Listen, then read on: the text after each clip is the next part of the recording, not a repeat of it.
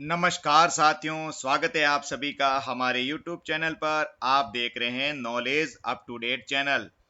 मैं जहां भी घूमने जाता हूं वहां के वीडियो बनाकर लाता हूं ताकि कई लोगों के पास इसकी जानकारी पहुंच जाए। तो आज मैं गया हूं ओमकारेश्वर। ओमकारेश्वर जो है इंदौर से लगभग 80 किलोमीटर पड़ता है। तो वहां पे हम इंदौर से कार द्वारा गए और इंदौर तक, बड़ौदा से इंदौर तक हम ट्रेन में गए और वापस ट्रेन में ही आए इंदौर से बड़ौदा। और इंदौर से कार लेके गए हम ओमकारेश्वर। ओमकारेश्वर जाने के दो रास्ते हैं इंदौर से। एक रास्ता जो घाट सेक्शन वाला है, वहां पे ट्रैफिक बहुत कम रहता है। और ये हमारे साथ में है CLI श्री गोखले साहब, सीताराम जी गोखले, जो हमारे बड़ौदा में ही CLI हैं। वो इंदौर में ही उनका मकान है, तो वो उनकी कार में ही हम घूमने के लिए गए हैं। गोखले साहब कार ड्राइविंग कर रहे हैं और हम यहाँ पे उनके साथ में बैठे हुए हैं। बहुत ही अच्छा स्वभाव है गोखले साहब का। वो हमें भी यूं समझो कि ओमकारेश्वर के दर्शन कराने के लिए ले जा रहे हैं। हमने घूमने की इच्छा बताई थी तो उन्होंने कहा चलो साथ में घूम के आते हैं। इतना अच्छा स्वभाव, ऐसा स्वभाव बहुत कम लोगों का होता है। तो हम जा रहे हैं बिहड़ के रास्ते से, यानी कि जो घाट वाला सेक्शन है, जंगल वाला सेक्शन है, उसके अंदर से जा रहे हैं। इसलिए रोड पर आप देख रहे हैं किसी प्रकार का कोई ज्यादा ट्रैफिक नहीं है। यहाँ पे बसें, ट्रकें आदि नहीं चलती है, क्योंकि थोड़ा आगे चलकर बहुत बहुत ही भयंकर घाट है। यहाँ पे पहाड़ी इलाका है, चढ़ाई है और बहुत ही घुमावदार रास्ता है। इसके लिए बसें और ट्रकें यहाँ नहीं चलती है।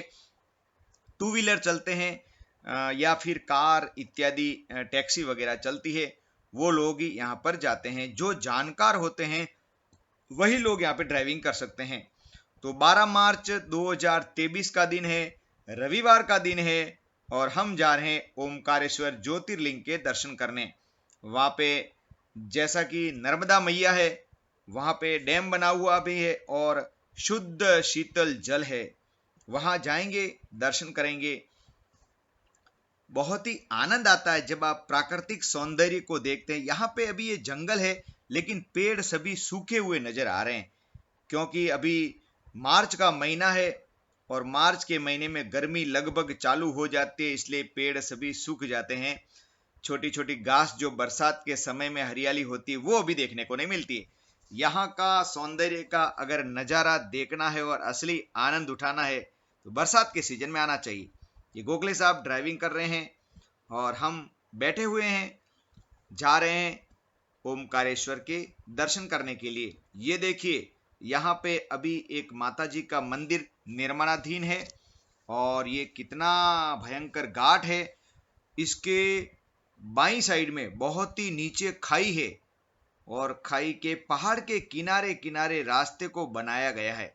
यहाँ पे एक गेट आता है जो बहुत ही प्राचीन समय का बना हुआ गेट है। यहाँ पे भी कई पर्यटक आते हैं। हिस्टोरिकल प्लेस है ये। और इस गेट से हम बाहर निकल रहे हैं और यहाँ भयंकर उतार आता है। बाप रे बाप, बहुत ही भयंकर। पहाड़ को काट काट के रास्ता बनाया हुआ है। नीचे बहुत गहरी खाई है। यहाँ पे ड्राइविंग बहुत ही सावधानी पूर्वक करना पड़ता है।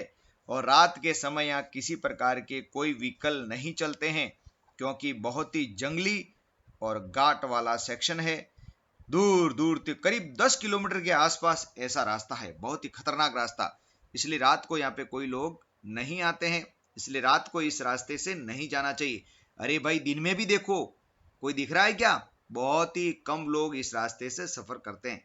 इतना डेंजरस रास्ता है ये। वैसे इंदौर से ओमकारेश्वर जाने के लिए और भी एक रास्ता है। उस रास्ते पर थोड़ा रोड का काम काज चल रहा था तो हम इस रास्ते से आए हैं। और इस रास्ते से हमें जाने में लगभग 3 घंटे पूरे लगे, क्योंकि यहाँ ड्राइविंग बहुत ही कम स्पीड में करना पड़ता है। धीमे धीमे गाड़ी चलानी पड़ती है। यहाँ पे 40-50 या उससे भी थोड़ा कम ही चलाना पड़ता है। बहुत ही भयंकर उतार है, गाड़ी को कंट्रोल करना है, बड़ा ध्यान रखना है।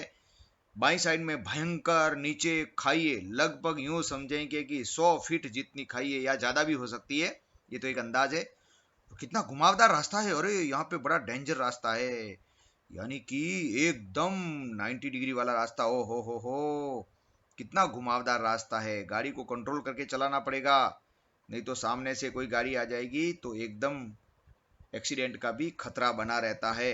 इसलिए सावधानी पूर्वक और धीरे धीरे चलना चाहिए। यहाँ भी देख रहे हैं पहाड़ एकदम सूखे हुए हैं, क्योंकि बरसात का सीजन जा चुका है। और हम आगे बढ़ते जा रहे हैं ओमकारेश्वर की ओर। मन में अपार श्रद्धा है, भोलेनाथ की कृपा है। कहते हैं ना, जब भगवान का बुलावा आता है तो हम अपने आप दर्शन के लिए चले जाते हैं। तो भगवान की इच्छा हुई तो हम भी जा पा रहे हैं, ओमकारेश्वर ज्योतिर्लिंग के दर्शन करेंगे। 12 ज्योतिर्लिंग हमारे भारत देश में है, उसमें से एक ज्योतिर्लिंग जो है ओमकारेश्वर में है। यहाँ पे धुआं जो निकल रहा है, वहां पे हो सकता है थोड़ी बहुत आग लग गई है जंगल में, इसलिए वो धुआं उठ रहा है। बड़ा कठिन रास्ता है ये। इस रास्ते को पार करके हम अब पहाड़ से वापस नीचे उतर रहे हैं। नीचे उतर के थोड़ा मैदानी वाला रास्ता आएगा और आगे फिर लेवल रास्ता, इसलिए मैंने वीडियो में शूटिंग नहीं किया है। अब हम आ चुके हैं ओमकारेश्वर, पूरा रास्ता तय करके ओमकारेश्वर के अंदर, नगर के अंदर हमने प्रवेश किया है। छोटा नगर है, छोटे छोटे घर हैं, छोटी छोटी गलियां हैं। कार पार्किंग के लिए हम जा रहे हैं। वहां पे कुछ आदमी खड़े थे, उन्होंने हमसे 30 रुपये एंट्री फीस लिया वहां पे, ऐसे ही, कोई रसीद नहीं, कुछ नहीं। बोला भाई गाड़ी लेके जाना, 30 रुपये देना पड़ेगा। और ये है कार पार्किंग। यहाँ पे कार पार्किंग का हमने 100 रुपया दिया। ये भाई साहब जो सामने खड़े हैं, उनको हमने 100 रुपया दिया है कार पार्किंग का। गजानंद का पार्किंग के नाम से ये जाना जाता है। वैसे कार पार्किंग के लिए बहुत सारी पार्किंग है यहाँ पे, जगह जगह आप जहां चाहें वहां पार्क कर सकते हैं। और अब हम आ गए हैं नर्मदा मैया के किनारे। यहाँ पे सामने जो देख रहे हैं, डैम बना हुआ है, और डैम के बाद में जो पानी निकलता है, एक्स्ट्रा पानी, वो इस नर्मदा मैया में बह रहा है। बहुत ही शीतल पानी है, स्वच्छ पानी है। यहाँ लोग नहा रहे हैं, नावें खड़ी है, नावों में बैठ के भी यहाँ पे कई लोग विचरण करते हैं। हम भी नाव में बैठेंगे यहाँ पे, और नाव में बैठ के, ये जो सामने पुल दिख रहा है, उस पुल से भी पैदल उस साइड जा सकते हैं। यानी कि उस साइड जो पहाड़ है, वहां पे ओमकारेश्वर ज्योतिर्लिंग है। इसलिए उस पहाड़ पे जाने के लिए आपको या तो नाव में जाना पड़ेगा, या फिर उस पैदल पैदल उस ब्रिज से भी जा सकते हैं। लेकिन चलो नाव में बैठने का भी आनंद ले लिया जाए। आओ नाव में बैठते हैं। ये हम नाव में सवार हो चुके हैं और नाव प्रस्थान कर चुकी है। नर्मदा मैया की जय हो। नर्मदा मैया के अंदर हम नाव में बैठे हुए हैं, साथ में हमारे गोखले साहब हैं, हमारी श्रीमती जी भी हैं, और हम नाव में आगे बढ़ रहे हैं। नाव का किनारा हमने किराया दिया 50 रुपये प्रति व्यक्ति, 50 रुपीज पर पर्सन। ज्यादा दूर नहीं है, सिर्फ यूं समझो कि 200 मीटर जितना दूर है। लेकिन नदी में नाव में बैठ के जाने का एक आनंद ही कुछ और होता है। बहता हुआ पानी है, शीतल जल है, नर्मदा मैया के दर्शन भी हो रहे हैं, और नाव में बैठ के उस किनारे जा रहे हैं जहां हम ज्योतिर्लिंग के दर्शन करेंगे। पहाड़ पर ज्योतिर्लिंग है, ऊंचाई पर। देखिए पानी कितना स्वच्छ है, कितनी नावें चल रही है, पीछे डैम बना हुआ है, बड़ा सुंदर नजारा है। प्रकृति का सौंदर्य तो भाई कहना भी क्या, प्रकृति ने हमें क्या नहीं दिया है। वाह वाह, आनंद आ गया। यानी कि नाव में बैठने से बड़ा लुत्फ, ठंडी ठंडी हवा चल रही है, और बड़ा सुहावना दृश्य हमें यहाँ पे लग रहा है।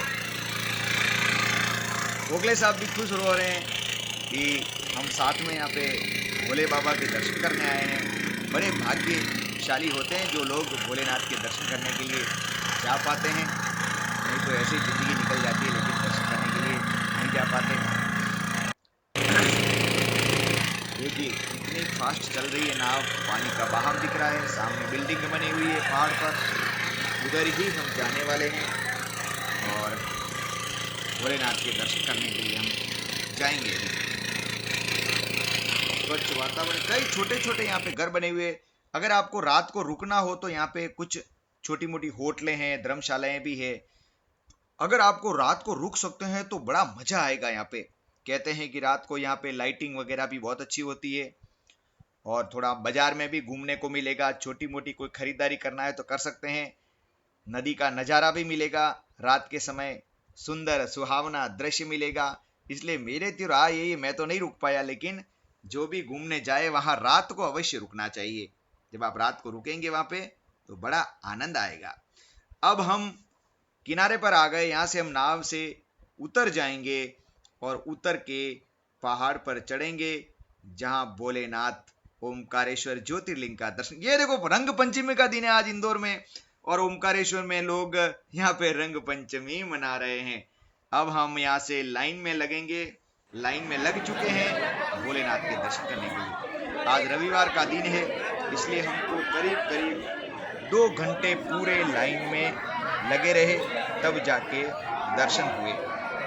क्योंकि रविवार के दिन छुट्टी का दिन होता है तो कई लोग दर्शन करने के लिए पधारते हैं। और आज इंदौर में हम गए तो इंदौर में रंग पंचमी का त्योहार होने का बाजार बंद था, लेकिन ओमकारेश्वर में ऐसा नहीं था। ओमकारेश्वर में तो ऐसा लग रहा है कि आज ओमकारेश्वर में दर्शन के लिए बहुत पब्लिक दर्शन करने के लिए आई है और हम भी दर्शन करने के लिए लाइन में लगे हुए हैं।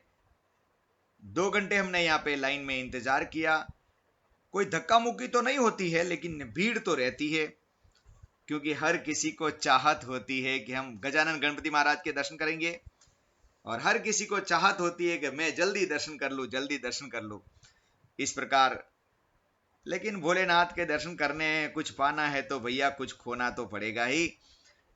ये भी एक तपस्या है, लाइन में लगना भी एक तपस्या है। कई लोग प्राचीन समय में ऋषि मुनि जंगल में जाके तपस्या करते थे, हमारा समय निकालकर रात दिन जब ध्यान करते थे।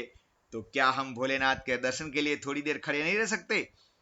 तो अवश्य तपस्या का फल मीठा होता है।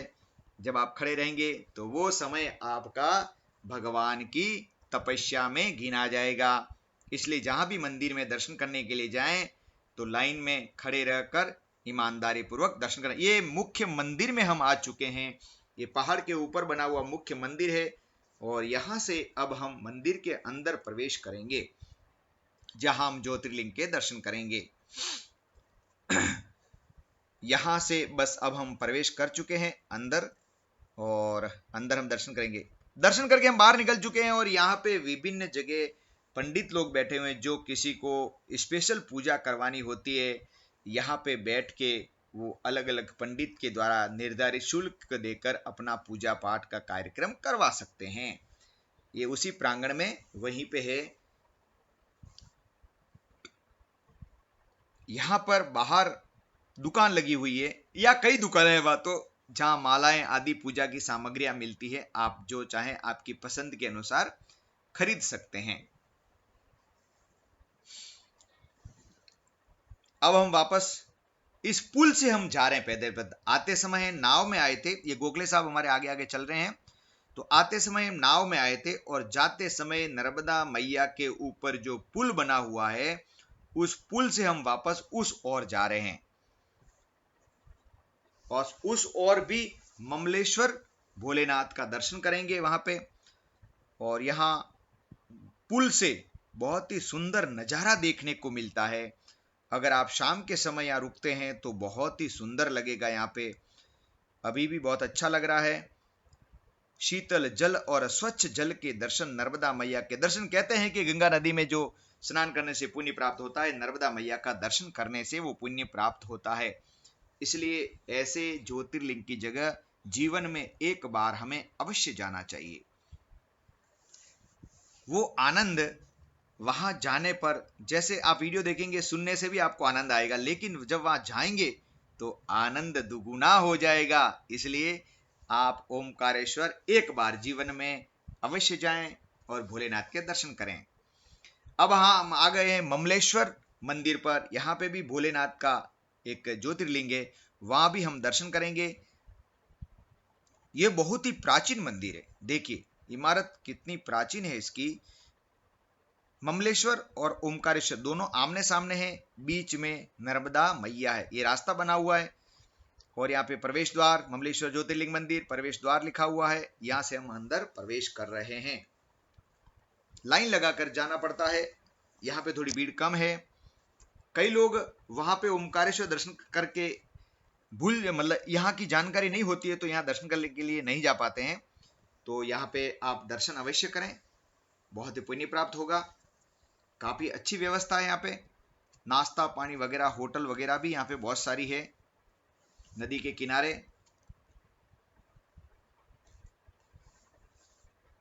अब यहाँ पे मेन मंदिर में आ चुके हैं, ये मेन मंदिर है, दर्शन कर लिए हमने और अब हम वापस लौटेंगे। जय ओमकारेश्वर।